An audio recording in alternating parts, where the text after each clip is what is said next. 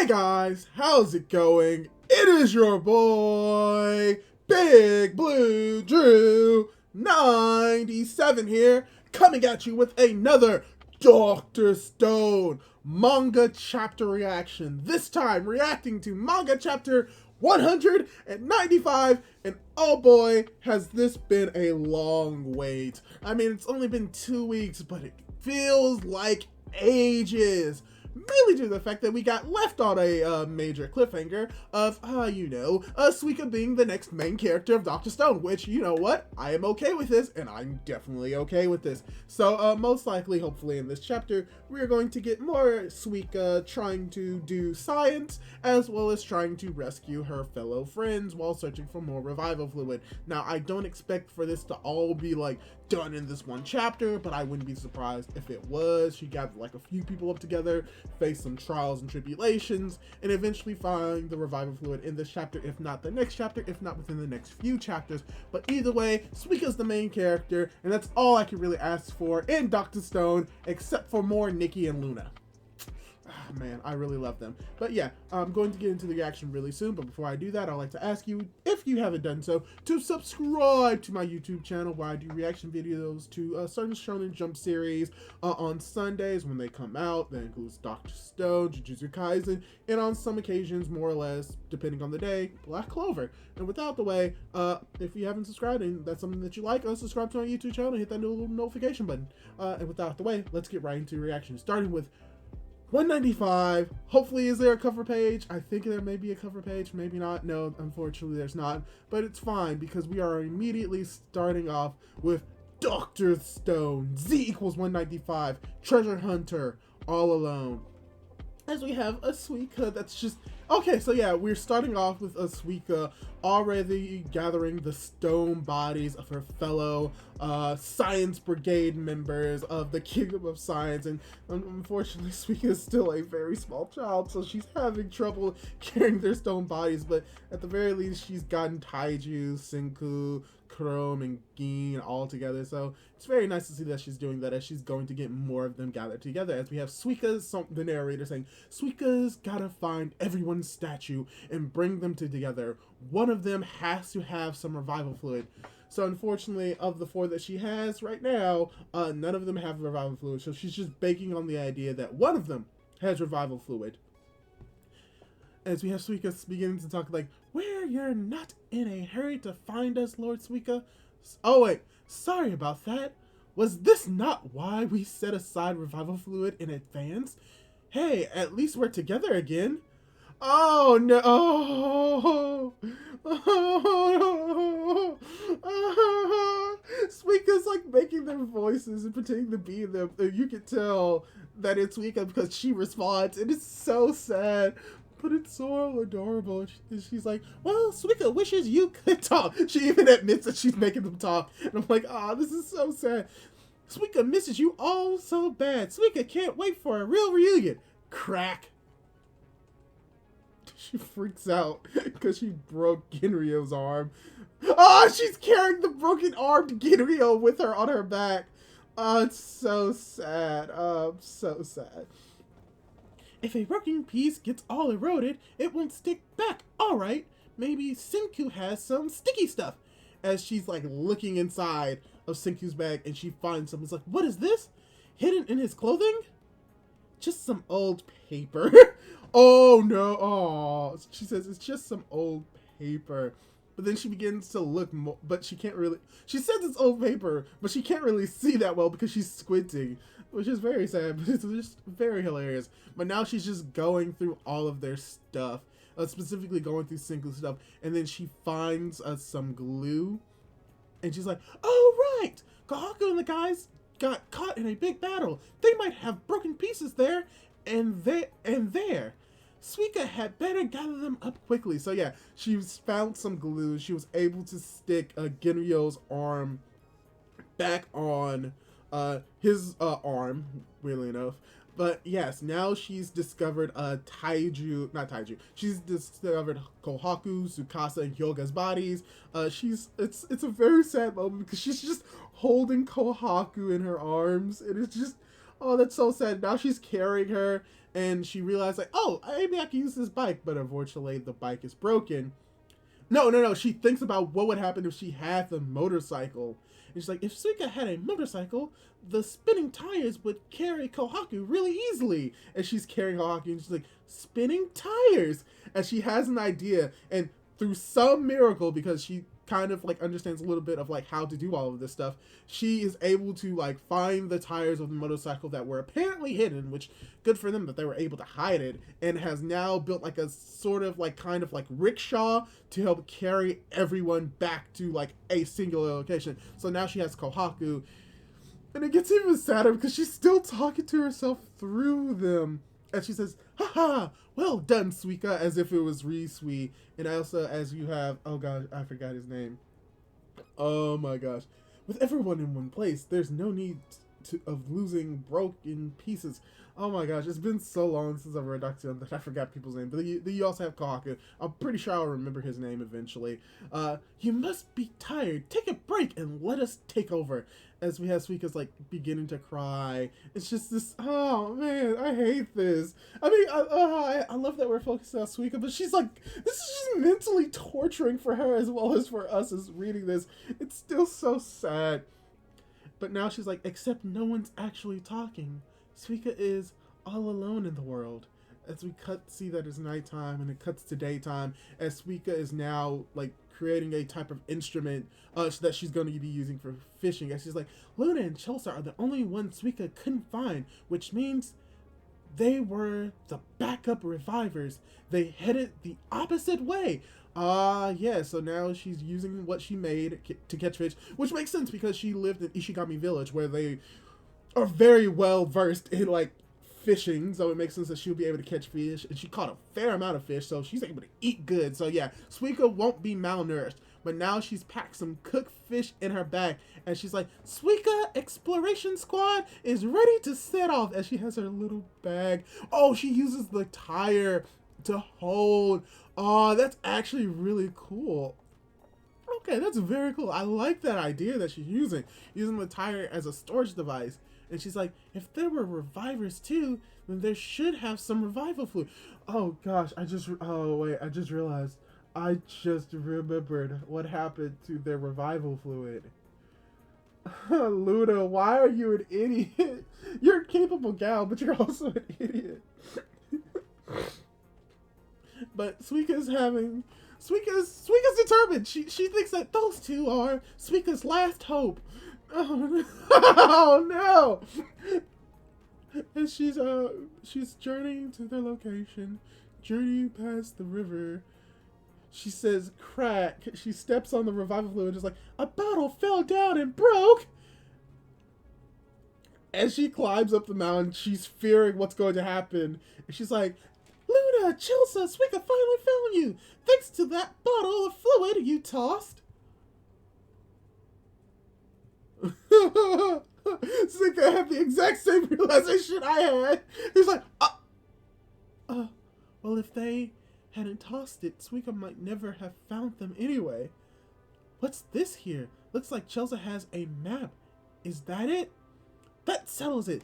No one has any revival fluid. Suika's gonna be all alone until the day Suika dies.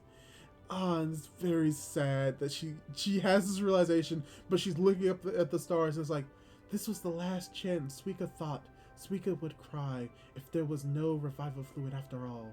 No tears. Suika's growing up, can't be a crybaby anymore. Oh no, are we gonna get a cut forward to Suika being fully grown? I would hate that. I would love and hate that so much. But now Suika's like making sure that everyone is secure, everyone is safe. Oh, also we see Hyoga, so Hyoga may actually be alive after this. Oh, but she's like just cradling right under Kohaku in this very sad moment. And then she begins to think of herself. It's like, well, what's next? Suika can get some energy and come up with a plan. Maybe exploring and finding more food. And then she has a realization that explore? Map? And she looks at the map and apparently, thank you, Chelsea, she mapped out certain areas on the map where she has a location that says fruits as she begins picking more fruit. So she's not relying on just eating fish anymore. So that's great. And she's like, you all can't talk, but you're still working hard to teach Suika stuff. Oh man. Over the course of time, those lessons pass down from person to person, like by writing things on paper. Wait, paper! And she comes to this realization that because she couldn't see it, she couldn't read the paper. But she goes back, she reads the paper. Oh, it's the way to make revival fluid. That's right, when humans need things, they start with nothing. And Suika's a human. We'll meet again. Suika knows it for sure. Starting with nothing, Suika's gonna do some science. Oops, look at that. Suika's a crybaby after all. Oh no, oh no. And I'm thinking that, look at that. Suika's a crybaby after all. That could be Suika herself, or it could be the people in the stone statues. Oh, but okay, yeah. So Senku has created a like roadmap for Suika to follow to make revival fluid. So yeah, as I kind of predicted at the beginning of this, this entire chapter was spent on trying to find the stone statues. But yeah, for the most part, we're going to be following Suika as she begins to basically be what Senku was at the beginning of the story. But instead, the difference is Suika isn't starting like at zero. She's all alone, yes, but she's not starting from zero in comparison to like Senku. Sort of. Because Senku had to discover what the revival fluid was, but now Suika already knows what it is, and she also has a map provided by Senku on how to create it. So yeah, it may have taken like Senku like a few years to like create the revival fluid, but for Suika it may take like a few months. So that's going to be very interesting to see. So most likely we're going to be following Suika as she finds the materials needed, like finds a way to like create glass, or which maybe she may be able to find some of it laying around if it wasn't destroyed. So basically it's going to be more of like a treasure hunt. Hint, hint, nudge, nudge, to the title of this chapter, Treasure Hunter All Alone. So yeah, I really enjoyed this chapter of Dr. Stone, but then again, I've enjoyed the past few chapters of Dr. Stone because we've just been getting like just reveal after reveal, not really reveal, but just like plot point after plot point, not really even a plot point. I'm trying to think of what I want to say. Just amazing chapter after amazing chapter. We got to see that Senku and his crew decide to like make sure the world like gets turned to stone once again, and that Suika now like broke out of the stone. And then we had an entire chapter focused on Suika, which I'm gonna be honest, it's gonna be so weird yet so amazing, like just following like through Suika, like the person who wanted to help the most, but because she was the youngest, because she was really like the most inexperienced, she was unable to like really be helpful because of her size and her age, that now she's on her own and now she has capable of being helpful, and we're just going to be following her growth and development. And heck, even in this chapter in comparison to last chapter where she was very sad and she was very upset that she was all alone, but then she got more inspiration from what Senku had to go through and is now incorporating it, and we see that she's incorporating it into this chapter where at moments where she wants to cry, she does cry a few times, but she like holds it in because she realizes that she has to be strong, because for the most part she is the only like last hope for humanity right now, and she realizes this, so she has all of this burden upon her, and we see that she has this burden in this chapter, but yet she's still able to push through. She's still able to like learn, she's able to incorporate what she learned from Senku, from Kohaku, from everyone else, and incorporate it into this world where she's able to use it. She knows what paper is because of like Senku and all of them.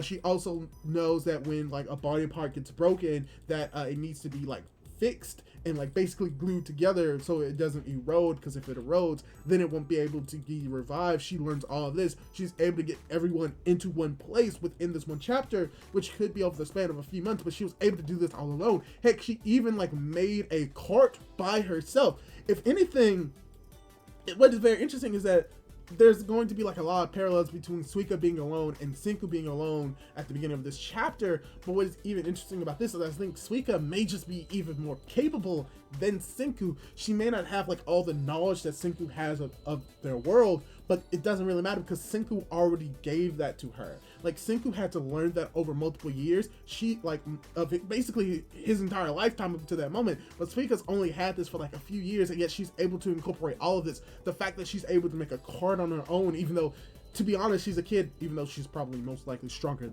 than Senku as well, but that she was able to make a cart on her own. She was able to like weave a basket. She was able to catch fish. She was able to do all of this. She was even able to like explore on her own. And like she was able to find literally Luna and Chelsea in a location where, theoretically speaking, if it wasn't for the fact that they threw the revival fluid, which she thought was her only last hope, she wouldn't have found them. And she comes to this realization. But even after she comes to that realization, even though she's about to cry, she's like, no, she cannot cry. She has grown a lot, not just as a person, but as a character. And just having just these next few chapters just focusing on her is going to be amazing, because frankly, she's probably one of my favorite characters, at the very least in like top 3, top 4, only surpassed by Luna and Nikki. But still, I've always liked her as a, mainly because she is like a girl and she's like a child, and I just have a love for children. That's a little bit weird, but like that's just true. And like just seeing her being able to like grow and develop within a story isn't something that you really see in other shonen, really other manga, focusing on the youngest individual and like showing like how they've incorporated everything from their seniors, from their mentor, from the masters, as them being a mentor. And when it comes to oh my gosh, I forgot her name. And when it comes to Suika, she even comes to the realization that the paper that she saw earlier was actually instructions, and that it wasn't just paper, and that's leading her to be able to be that final hope. And it's all thanks to Senku, it's all thanks to everyone else. So now, even though she's crying now, she's not crying because she's afraid or that she's a baby. She's crying because she realizes that she now has a chance to bring her friends back to life. So I'm really enjoyed this chapter, mainly because we are focusing on Suika and showing like how much she's grown from like not just last chapter, but from the beginning of the story up until now, and how for the most part she is the protagonist of Dr. Stone at this moment. And this shows that when it comes to Dr. Stone, it's not just Senku being the protagonist, it's not Chrome being the protagonist, it's not just Taiju, Gen, Ryusui.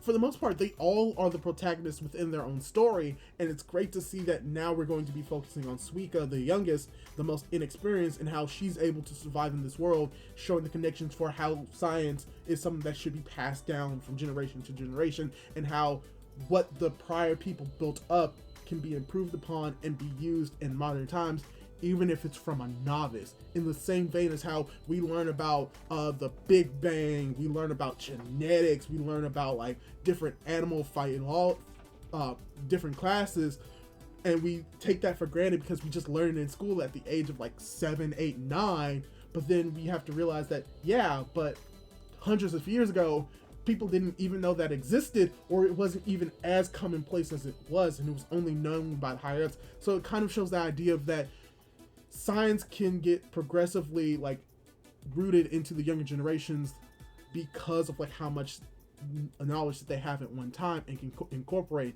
and new knowledge being created. Because like I said, revival fluid didn't exist, and now that it exists, even Suika, who's a kid, can now reenact it and create it. A technology that didn't exist thousands of years ago is now being able to create it in the hands of a child. So it's just very interesting to see like how that can relate to like science in the real world, and how things that we know at a young age, people didn't know for hundreds upon thousands of years.